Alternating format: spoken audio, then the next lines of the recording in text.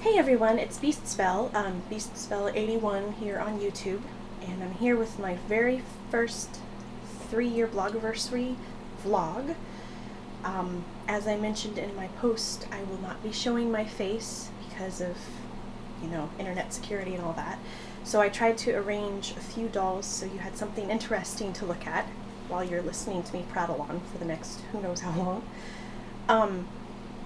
I'm working with a tripod for the first time and it's pretty precarious, so I'm hoping this is going to work okay and I don't have my camera crash in the middle of this video.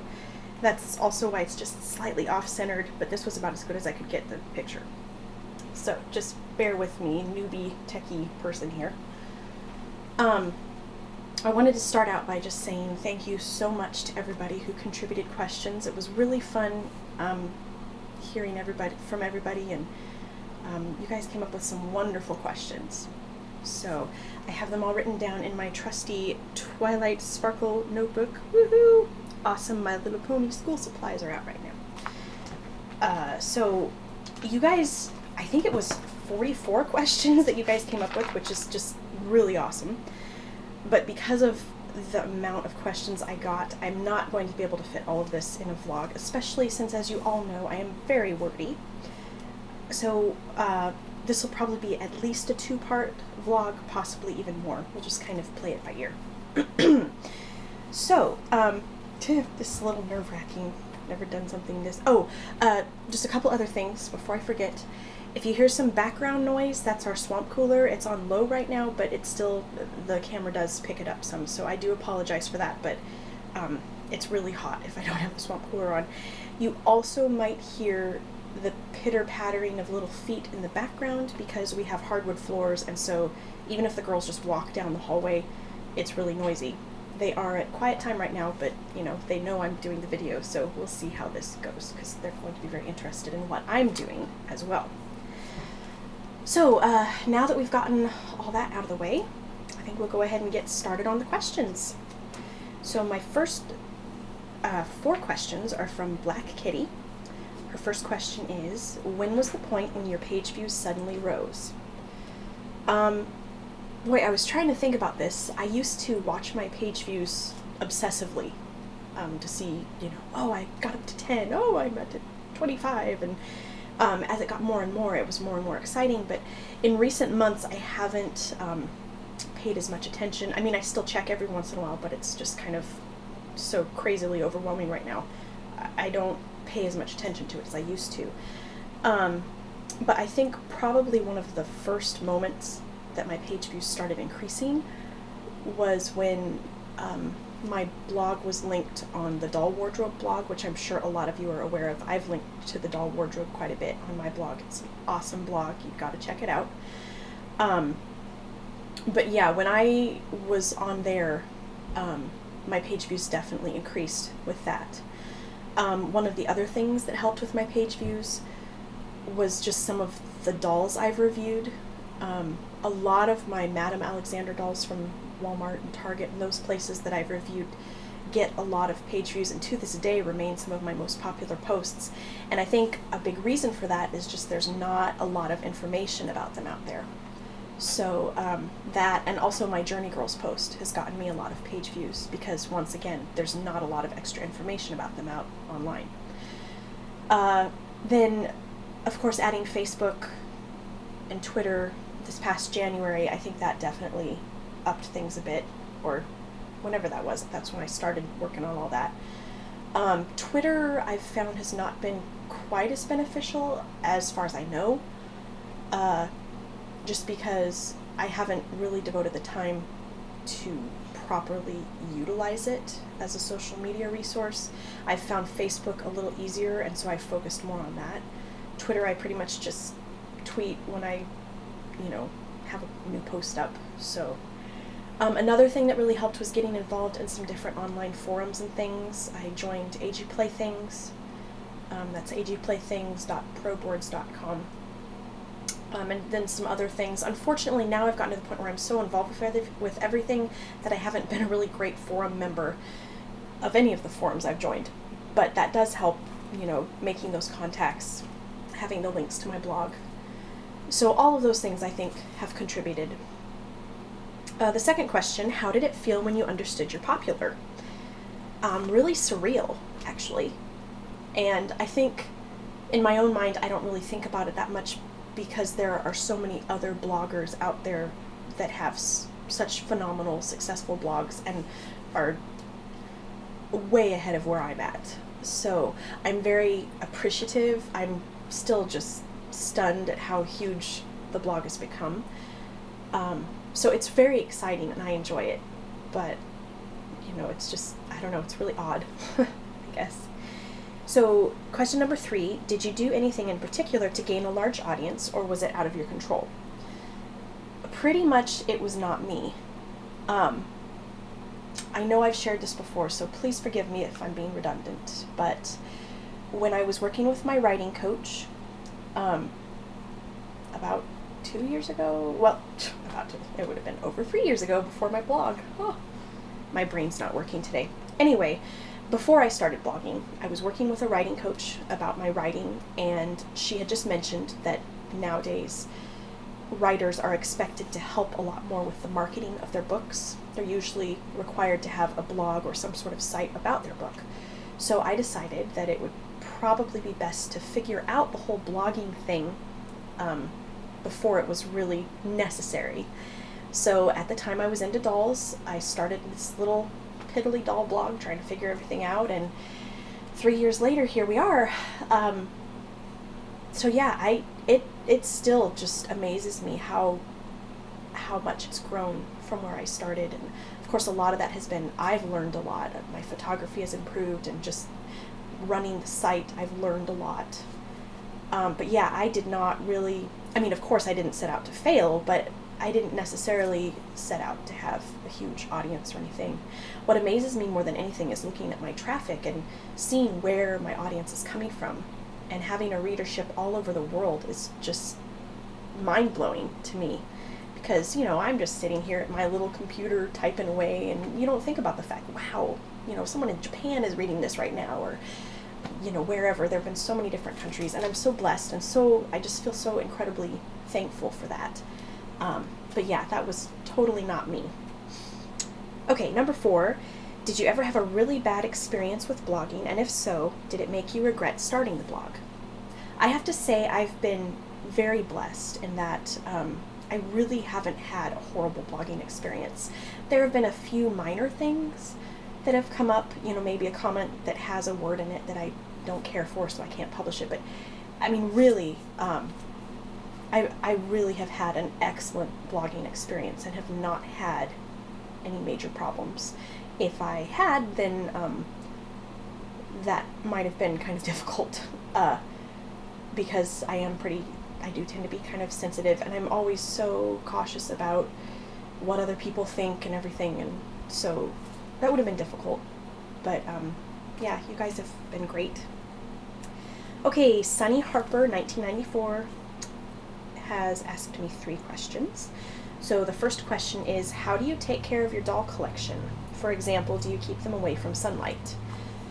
I just kind of try to do my best to take care of them with the resources I have. As I mentioned at the beginning of the video, I do have a swamp cooler, so that can make it difficult because, you know, you need to not have dolls get too damp or anything, and of course the swamp cooler uses moisture in the air to cool the house.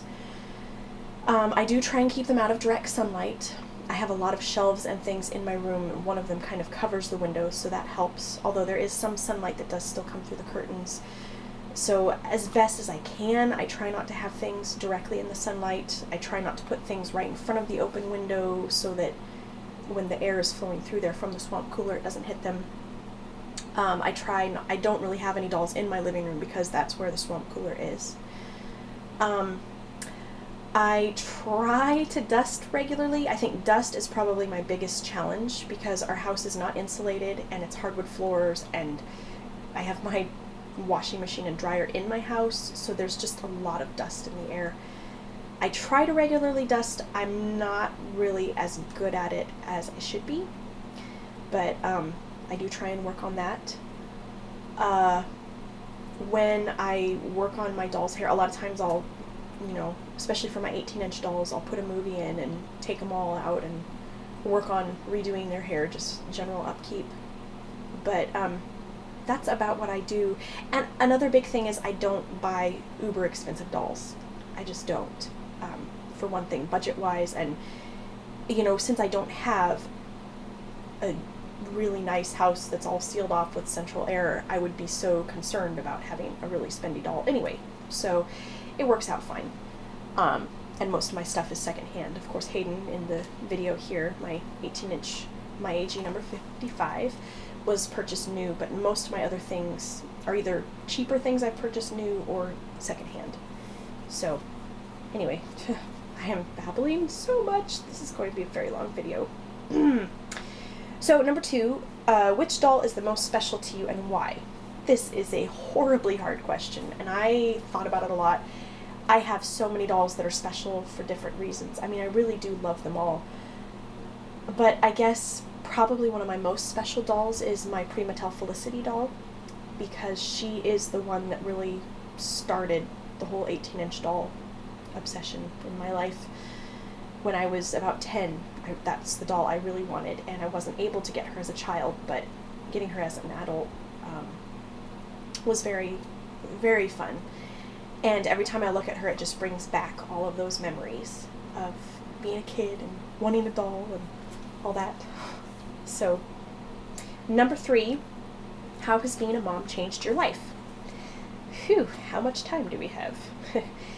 I think more than anything, I didn't realize how involved and crazy difficult parenting could be.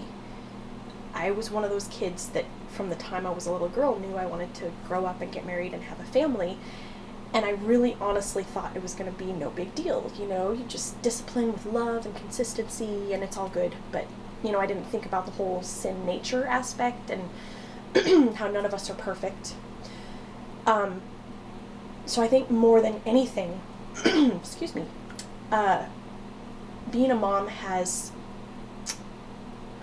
kind of made me come to grips with some of my shortcomings, and it's been a good thing. Rather humbling and frustrating at times, but there were a lot of areas in my life that I didn't realize were areas I needed to work on. I always thought of myself as a very patient person, a very loving person, and I've come to realize those are not natural qualities in my life, and I do have to every day rely on the Lord for Him to love my children through me, and when I don't, it really shows. So that's been good. And there are days where it's so hard. There are days when I just want to run away and never see a pile of laundry again. But then there are days that are so wonderful, and I know that my life is so much more complete because of my children. So I would not change things for anything, even if there are times where I'm like, I'm such a bad mom, I don't know what I'm doing. Why am I doing this? I'm sick of laundry, no more dishes. But honestly, it really has been a wonderful experience overall, and my life is just so rich because of my girls. So, okay, on to Aileen. It's so nice hearing from so many of my regular commenters. This has been really fun. So Aileen has a question. I see that you would like to publish a book, so I was just wondering if you're planning on writing an informative book about dolls, or will it be a fictional story? I'm working on a trilogy of books right now. They are fictional. I don't want to give out too much information because it's still definitely an in-progress thing, but I can tell you that it does involve fairy tales, which, works for me. Yes, so I am very excited. This year is going to be the year that I really work on those in earnest and just kind of see what happens and where the Lord takes it. Okay, we're on page 2. Woohoo! Okay, so Cindy Sims had 3 questions for me. The first one is, do you let your little girls play with your dolls? At the risk of sounding like a really bad mom, no, I do not. My dolls are pretty much off limits. Sometimes I'll let them hold them or something, but I'm kind of obsessive about the whole mint condition thing, which has actually been rather difficult with some of my blogging dolls that have gotten so ragged from all the photography and posing. I just really like having things just so. My girls are welcome to come into my room. A lot of times they'll come in and sit on my bed, and they just love to look at everything because there's something to look at in every corner because, small house, I have everything crammed back there as nicely as possible. And a lot of times they'll bring their dolls in, and, their dolls will talk to my dolls. But on the whole, they don't normally play with my dolls. Number 2, how do you finance your doll collection? Sometimes I just buy things and don't check the check. No, just kidding. Don't do that. I don't know. One of the large ways that I finance my doll collection is by buying things secondhand. I do a lot on eBay, a lot on Craigslist, a lot of thrifting, as anyone who's read my blog knows. You can find really nice things, secondhand stores. So I do a lot with that. I do try to think about what I purchase and kind of space things out usually, although this summer I haven't been quite as good at that. Another thing, in recent months, my mom has really stepped in and kind of become my financier for my blog. Not that I'm expecting that forever, so don't worry, Mom, but thank you so much, Mom. So all the Ever After High dolls that I did, the newest Hearts for Hearts girls, a lot of that newer stuff. The Equestria Girls doll that you see in the back there, peeking over Raven Queen's head, that was from my mom. So that's been really helpful. There have just been so many new releases, and I've been so eager to review things, but I just don't have the budget for it. So she has helped me out in a lot of that. And as you all know, I did get my first offer from a company to review a toy, which was my Zelf, which is over by Shola's feet. So that was really exciting, and I'm hoping that will continue. There are 2 other companies I've actually contacted. One is sending me things, and one is hoping to once the dolls get developed. So that's really exciting. That will definitely help with the finances. Number 3, do you ever feel guilty buying dolls instead of something for your girls? All the time. Anyone who knows me knows I am a completely led by guilt. It's really bad. In fact, that scene in Tangled with Rapunzel where she's like, best day ever, and I'm a despicable human being. My family was laughing because that was totally me. So yes, I do often feel guilty, and a lot of it is because the things that I'm buying are actually marketed for my girls. So it's kind of tough to be like, sorry, mommy's buying another toy for me and it's not for you. But on the other hand, this is my collection, and like any other collection, this is something I've saved up for. I'm a grown-up, and so, I have to remember that. And the other thing is, a lot of times, with most of the things that I review, if it's something that I really like, I'll end up either having relatives get that for the girls for Christmas. So, most of the dolls I have, they have something from the same line. They have Hearts for Hearts girls, they have Disney dolls, they have La La Loopsies, they have My Little Ponies, they have Calico Critters. So really, a lot of the things that I collect, even though I don't necessarily get things for them all the time, they have similar things. So, let's see, we are at almost 19 minutes on this video, so I'm going to answer one more question and then we will move on to the next vlog. So this last question is from Natalie Brake. When do you plan on publishing your books? Well, if it was up to me, within the next year. That's a hard question to answer because so much is not dependent on myself. In talking to some of the people from my writing group, they were saying that from the time your story is ready to be submitted, it can be, once you're accepted, it can be 3 to 4 years just to get through all the editing and just all that. So it could be another 4 or 5 years, which is hard because I want my story out there now, but I still have so much writing to do. I've written just enough now that I know the beginning and some of the middle, and I know the end, but just trying to get all those pieces tied together has been rather difficult. So I'm hoping to really crack down on that this year and get that taken care of. Yeah, so Lord willing, within the next 4 to 5 years, hopefully, there will be at least one book by me out there. And at that time, you will finally know my real name, and I might even do a ta-da, it's me at that point, because everyone's going to have to see my face anyway. But until then, you'll just have to hold on tight. So, that is the end of vlog number 1, and I will be back with more answers to your questions. Thank you so much.